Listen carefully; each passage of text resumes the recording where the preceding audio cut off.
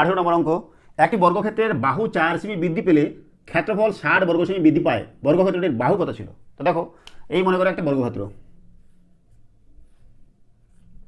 ছবিটা যদি একটু আমাদের এরকম হবে, এটা বর্গক্ষেত্র, বাহু আমরা ধরলাম এ এ, তাই না? তাহলে তার ক্ষেত্রফল কত হবে? ক্ষেত্রফল হবে এ স্কোয়ার, বাহু এ হলে ক্ষেত্রফল এ স্কোয়ার হবে। এবার বাহু বলেছে 4 বৃদ্ধি পেয়েছে, তাহলে ক্ষেত্রফল কত হচ্ছে? এ প্লাস 4 তার হোল স্কোয়ার, এটা নতুন ক্ষেত্রফল। এবার এইটা সমান কি বলেছে, যে আগে যেটা ক্ষেত্রফল ছিল তার থেকে 60 বর্গ সেমি বৃদ্ধি পেয়েছে। তাহলে আগে কত ছিল? এ স্কোয়ার, আর এখন হয়েছে এ স্কোয়ার প্লাস 60, এটা বৃদ্ধি পেয়েছে। বুঝা গেল?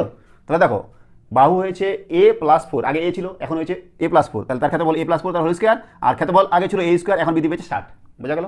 এখান থেকে আমরা এর মান বার করবো। তাহলে সূত্র দেখো, এ প্লাস বি তার হোল স্কোয়ার সূত্র, A square plus 2ab plus B square, মানে এখানে 4 স্কোয়ার সমান সমান এ স্কোয়ার প্লাস 60। তাহলে দেখো, দুই দিকে এ স্কোয়ার এ স্কোয়ার আছে, কেটে দেবো। থাকবো কত? 4 দুগুণে 8 এ প্লাস 4 4 16 সমান সমান 60। এখান থেকে 8a সমান সমান 60 বিয়োগ 16 কত হবে?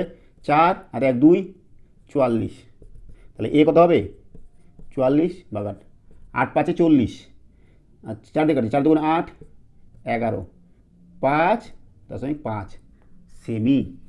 তাহলে এ পেয়ে গেলাম, এ মানে বাহু, বর্গক্ষেত্রটির বাহু কত ছিল? 5.5 সেমি। সি নাম্বারটা আমাদের সঠিক উত্তর।